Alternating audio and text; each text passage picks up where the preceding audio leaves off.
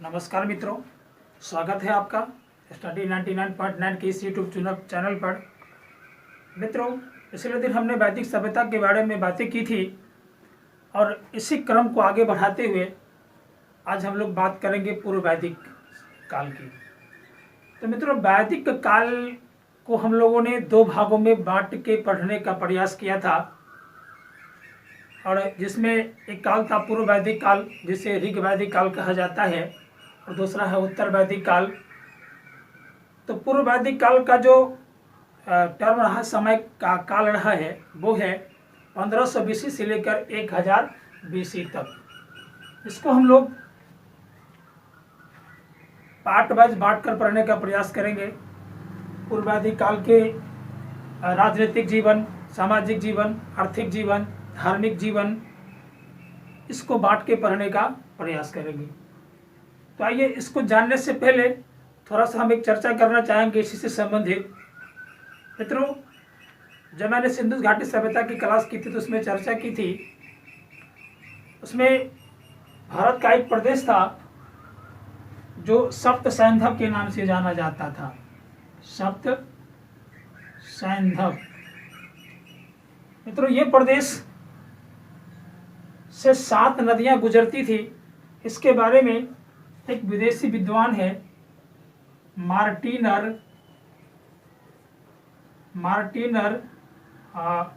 Wheeler.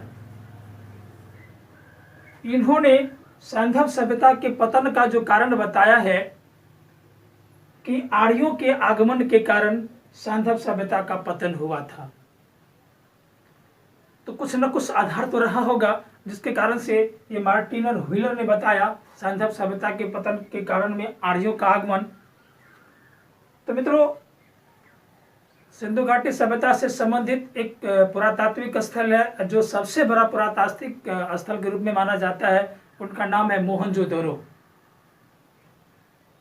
क्योंकि सैंधव सभ्यता के अंतर्गत 7 नदियां गुजरती थी, और ये 7 नदियां थी सिंधु, रावी, चिनाब, झेलम, ब्यास, सतलज और सरस्वती नदी। ये 7 नदियां इधर से गुजरती थी। और हमने पढ़ा है कि सिंधु घाटी सभ्यता के जितने भी लोग बसे हुए थे वो किसी न किसी नदी के किनारे बसे हुए थे। ये सप्त सैंधव प्रदेश में ही सिंधु घाटी सभ्यता मुख्य रूप से बसे हुए थे, जो पंजाब के क्षेत्र में पड़ता था। तो मार्टिनर व्हीलर ने जब मोहनजोदड़ो की खुदाई की तो वहां डेड मैन लाइन का मतलब होता है मित्रों, मोहनजोदड़ो के उत्खनन के बाद वहां एक लाइन से लाश बिछा हुआ मिला है, और वो लाशें छत बिछत अवस्था में थी। अर्थात किसी का हाथ कटा हुआ था, किसी का पैर कटा हुआ था, तो किसी का सर धड़ से अलग था। तो तरह तरह के मतलब अवस्था में वहाँ छत बिछत अवस्था में वहाँ सब मिला उत्खनन के बाद। तो इस आधार पर मार्टिनर व्हीलर का मानना है कि सिंधु घाटी सभ्यता का जो पतन हुआ था वो आर्यों के आगमन के कारण हुआ था। एक आधार और माना जाता है। दूसरा आधार क्या है कि मित्रों, सिंधु घाटी सभ्यता के प्रमुख देवता के रूप में जो हम देखते हैं वो इंद्र होता था।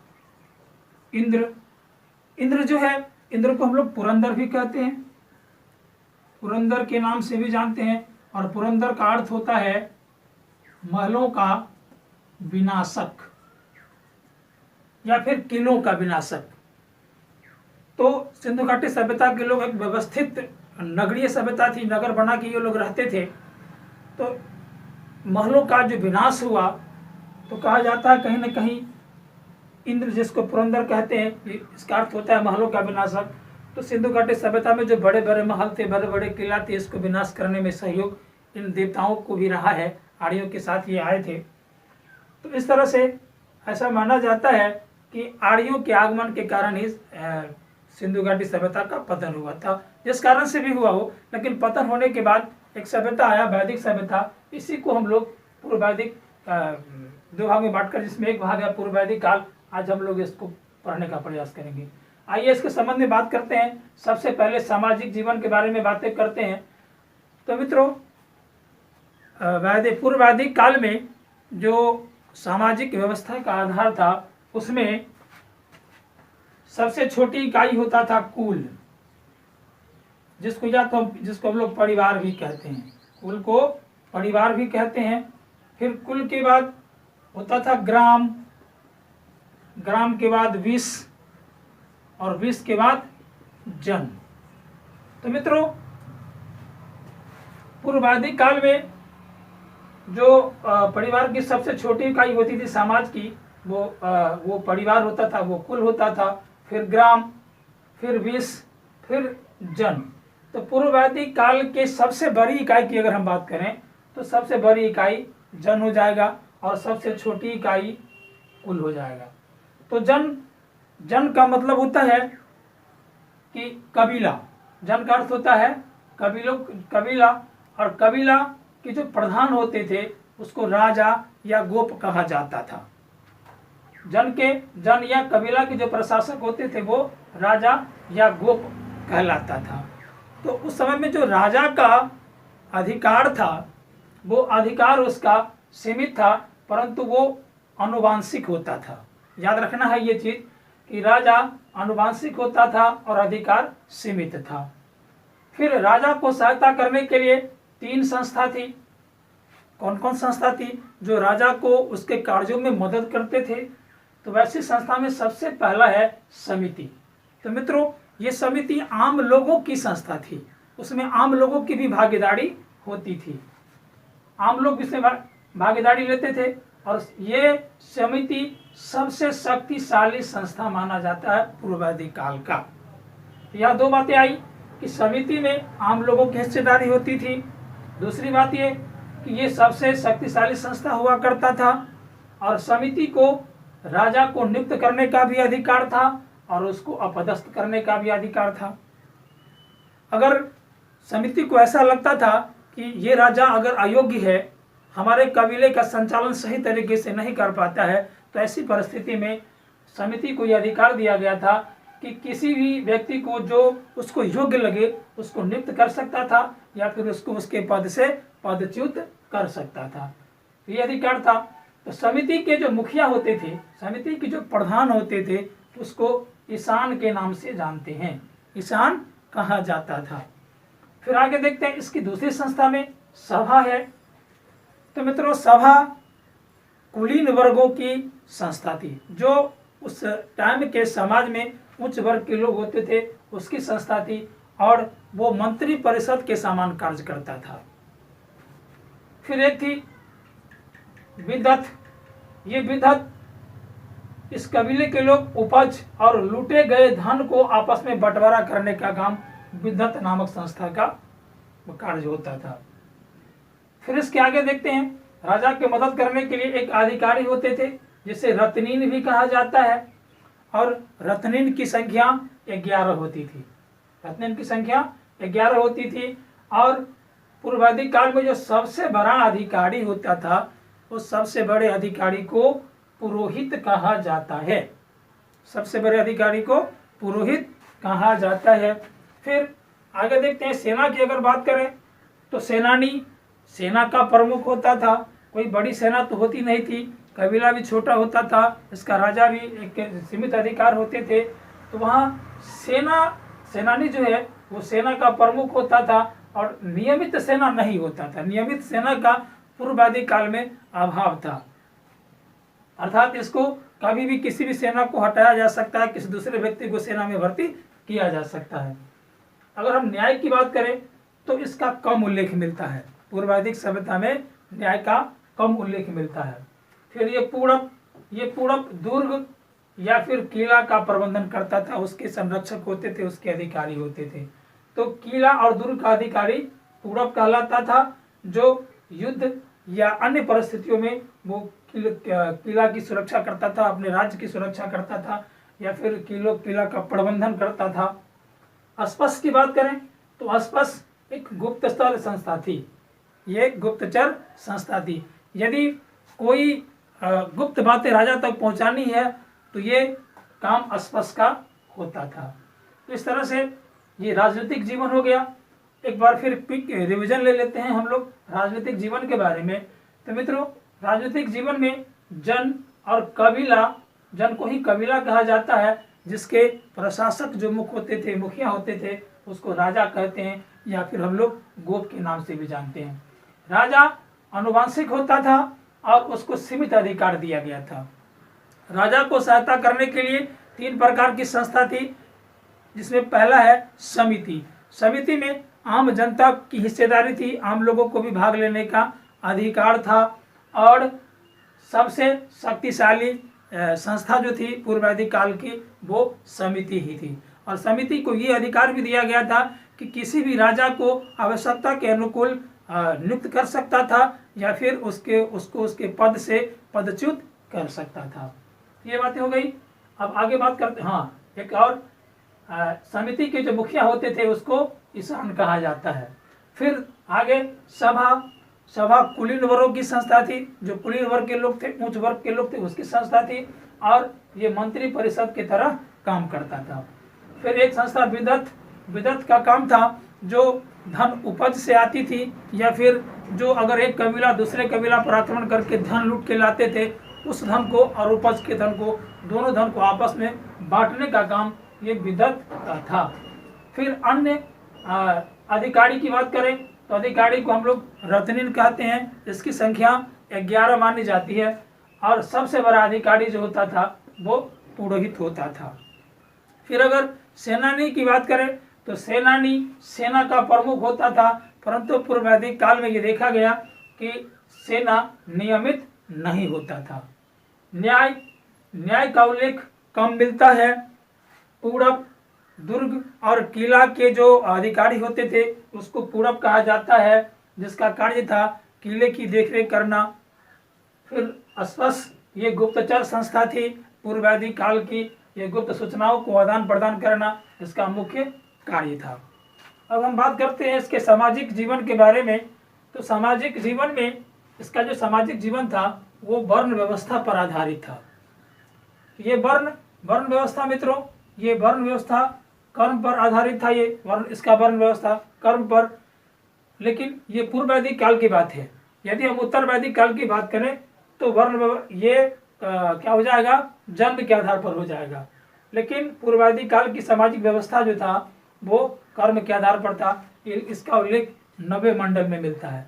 लेकिन वर्ण व्यवस्था का सर्वाधिक उल्लेख की अगर बात की जाए तो वो 10वें मंडल में मिलता है, और 10वें मंडल के पुरुष सूक्त में इसका वर्णन सर्वाधिक मात्रा में मिलती है।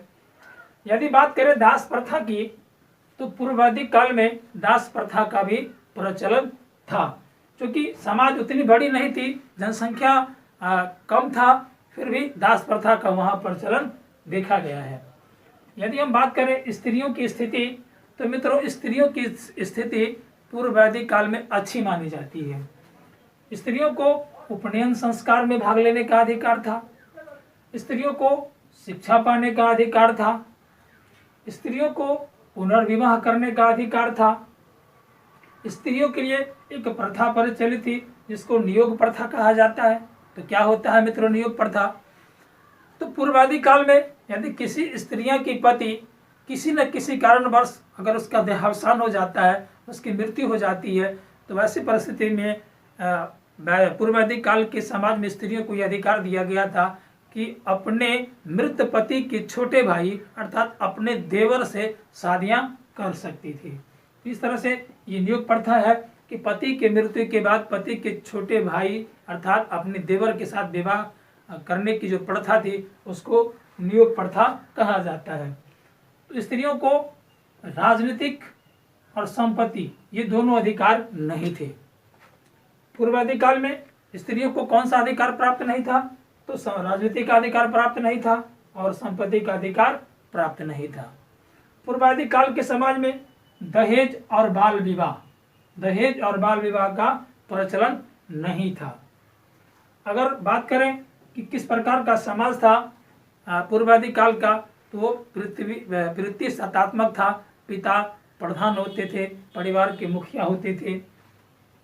भोजन जो है भोजन के रूप में साक्ष्य प्राप्त हुआ है, ये लोग शाकाहारी भी थे और मांसाहारी भी थे।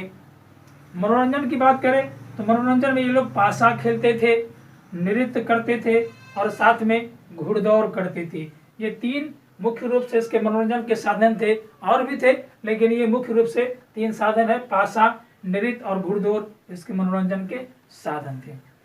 मित्रों, यदि हम बात करें पूर्वाधिक काल के सबसे छोटी इकाई की, तो सबसे छोटी इकाई कुल होता था, जिसको हम लोग परिवार भी कहते हैं। अगर बात करें समाज की सबसे बड़ी इकाई की, तो सबसे बड़ी इकाई जन हुआ करता था, या फिर हम इसको कबीला कह सकते हैं। जन के बाद फिर आया था जनपद, जो कि उत्तरवादी काल में आया, फिर उसके बाद महाजनपद है।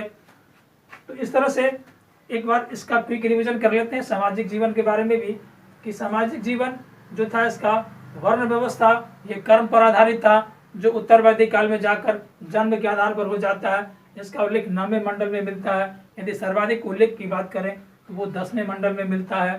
सामाजिक जीवन में दास प्रथा का भी प्रचलन था। स्त्रियों की स्थिति अच्छी मानी जाती है, स्त्रियों की स्थिति अच्छी मानी जाती है। स्त्रियों को उपनयन संस्कार में भी भाग लेने का अधिकार था, शिक्षा पाने का अधिकार था, पुनर्विवाह करने का अधिकार प्राप्त था, और नियोग प्रथा का प्रचलन था। और नियोग प्रथा का अर्थ होता है कि अगर उसके पति किसी न किसी कारणवश अगर मर जाते हैं या मतलब स्वर्ग चले जाते हैं, तो ऐसी परिस्थिति में उसके मृत पति के छोटे भाई अर्थात अपने देवर के साथ शादी करना, ये नियोग प्रथा कहलाता है। ये नियोग प्रथा यहाँ पर प्रचलन था। स्त्रियों को कौन सा अधिकार प्राप्त नहीं था, अगर ये बात करें तो राजनीति का अधिकार प्राप्त नहीं था, और संपत्ति का अधिकार स्त्रियों को प्राप्त नहीं था। पूर्वादि काल में दहेज प्रथा और बाल विवाह इसका प्रचलन नहीं था। पूर्वादि काल का समाज प्रतिसत्तात्मक था। भोजन के रूप में ये लोग शाकाहारी भी थे और मांसाहारी भी थे। मनोरंजन में ये लोग पासा, नृत्य, घुड़दौड़ इत्यादि का इस्तेमाल करते थे। और समाज की सबसे छोटी इकाई की बात करें तो वो कुल होता था, और समाज की सबसे बड़ी इकाई जन कहलाते थे।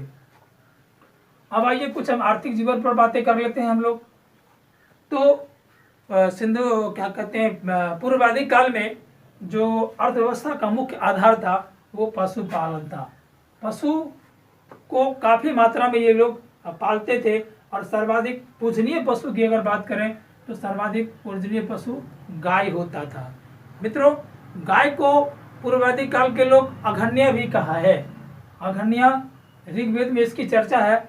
गाय को अघन्य कहा गया है, जिसका अर्थ होता है जिसका वध न किया जा सके। अघन्य का अर्थ होता है जिसका वध नहीं किया जा सके। तो इस प्रकार से ऋग्वेद में गाय को क्या कहा गया है, अघन्य कहा गया है।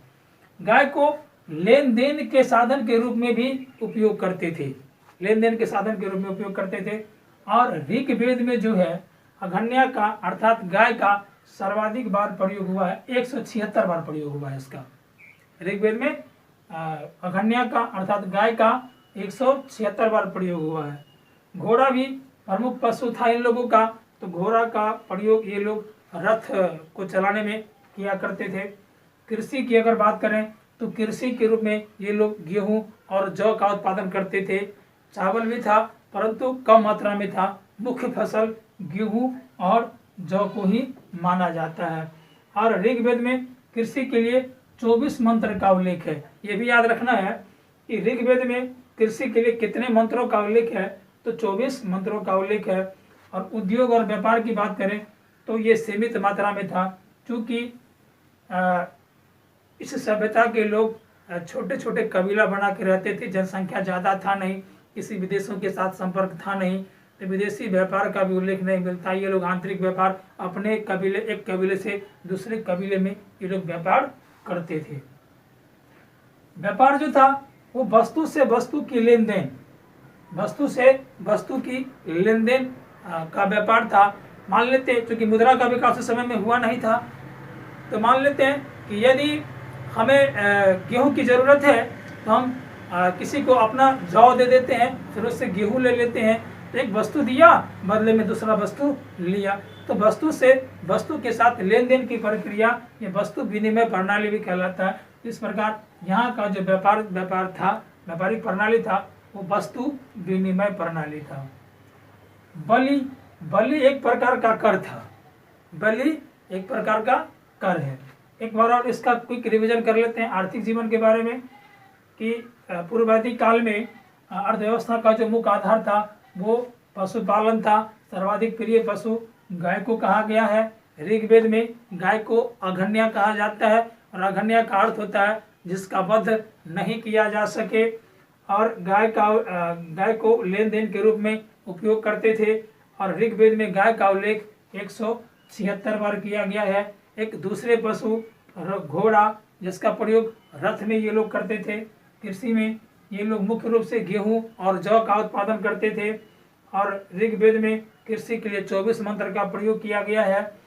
इसका उद्योग एवं व्यापार कैसा था तो सीमित था।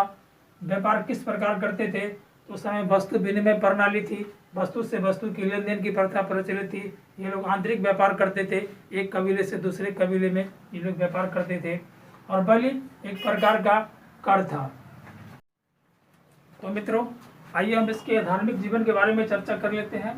धार्मिक जीवन के बारे में जो प्रमुख देवता था वो इंद्र था। सबसे प्रमुख देवता इंद्र को माना जाता है और इंद्र को युद्ध का देवता कहा गया, वर्षा का देवता कहा गया। और इंद्र को जो उपाधि मिली है पुरंदर, और पुरंदर का अर्थ होता है महलों का विनाशक या किलों का विनाशक। इसे रथेष्ट भी कहा जाता है, माधवा भी कहा जाता है और विजेंद्र भी कहा जाता है। इस प्रकार से इंद्र पूर्व वैदिक काल के सबसे प्रमुख देवता के रूप में माने जाते हैं और इसकी उपाधि पुरंदर, रथेष्ट, मधवा और विजेंद्र है। और ये पूर्व वैदिक काल के सबसे प्रमुख देवता है। ऋग्वेद में जो है 250 बार 250 बार इसके मंत्र का उल्लेख मिलता है। दूसरे देवता की बात करें तो दूसरा सबसे प्रमुख देवता अग्नि रहा है, जिसको मध्यस्थता का देवता भी कहा जाता है। ऋग्वेद में इसका 200 मंत्र है। इसकी उपाधि की अगर बात करें, इसकी उपाधि में पथास्य, पथिकृत, जाति वेदस या भुवन चक्षु, ये इसके उपाधि है। मित्रों ये अग्नि एक ऐसा देवता है जो तीनों देवताओं में शामिल है, तीनों तरह के देवताओं में शामिल है। किस किस तरह के देवता में शामिल है? ये आकाश के देवता में शामिल है, अंतरिक्ष के देवता में शामिल है और पृथ्वी के देवता में शामिल है। तो यहाँ याद रखना है मित्रों कि पूर्व वैदिक काल के कौन से ऐसे देवता है जो तीनों तरह के देवताओं में शामिल किए जाते हैं, अर्थात आकाश के, अंतरिक्ष के और पृथ्वी के तीनों देवताओं में शामिल किए जाते हैं, तो वो अग्नि है। फिर आगे बात करें वरुण की, तो वरुण को प्राकृतिक घटनाओं और ऋतुओं का संयोजक कहा गया है।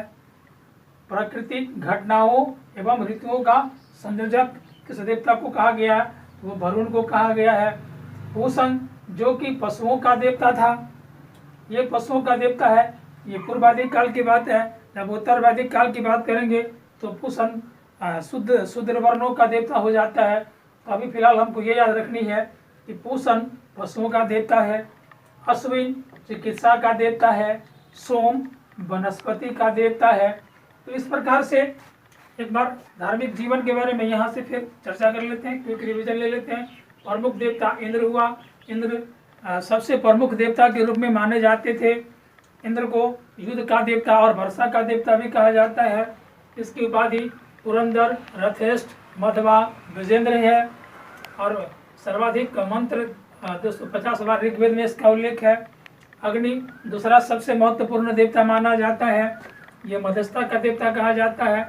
200 मंत्र है ऋग्वेद में इसके। उपाधि की बात करें, पदस्थ, पथिकृत, जाति वेदस, भुवन चक्षु, तीनों देवताओं में शामिल अर्थात आकाश, अंतरिक्ष और पृथ्वी। वरुण को प्राकृतिक घटनाओं एवं ऋतुओं का संयोजक कहा जाता है। पूषण को पशुओं का देवता कहा जाता है। अश्विन को चिकित्सा का देवता कहा जाता है और सोम को वनस्पति का देवता कहा जाता है। आइए अंतरिक्ष के देवता में कौन कौन से देवता आते हैं? तो इंद्र, मारुत, रुद्र और वायु, ये तीनों अंतरिक्ष का देवता कहलाता है। पृथ्वी की देवता की बात करें तो अग्नि, पृथ्वी, सोम, बृहस्पति, ये सब पृथ्वी का देवता हो गया। आकाश की देवता की बात करें तो सूर्य, सविता, विष्णु और उषा, ये आकाश का देवता है। अब गायत्री मंत्र, मित्र हम जानते हैं ऋग्वेद में गायत्री मंत्र का उल्लेख किया गया है और गायत्री मंत्र की रचयिता जो थे वो विश्वामित्र थे। ये गायत्री मंत्र किसको समर्पित है? ये सविता या फिर सूर्य को समर्पित है। कुछ और अन्य बातें कर लेते हैं। पूर्वाधिक काल के जो सबसे प्रमुख नदी रहा है वो सिंधु नदी रहा है। याद रखना है, अगर ऐसा प्रश्न आता है कि पूर्वाधिक काल की सबसे प्रमुख नदी कौन सा है, तो वो सिंधु है। और ये सिंधु नदी आर्थिक रूप से मुख्य होने के कारण इसे हिरण्यनी भी कहा गया है। किसके कारण से? आर्थिक रूप से मुख्य होने के कारण सिंधु नदी को हिरण्यनी भी कहा गया है। यदि बात करें सबसे पवित्र नदी की, तो सबसे पवित्र नदी सरस्वती था। ऋग्वेद में इसे 3 नाम से जाना जाता है। सरस्वती नदी को कौन कौन से नाम है? तो देवी तमा है, माते तमा है और नदी तमा है। इस प्रकार प्रमुख नदी में सिंधु नदी आर्थिक रूप से मुख्य होने के कारण इसे हिरण्यनी भी कहा गया। सबसे पवित्र नदी सरस्वती नदी, इसको ऋग्वेद में 3 नाम से जाना गया, देवी तमा, माते तमा और नदी तमा। तो इस तरह से मित्रों पूर्ववैदिक काल का जो आज का जो क्लास है यही समाप्त हुआ। धन्यवाद।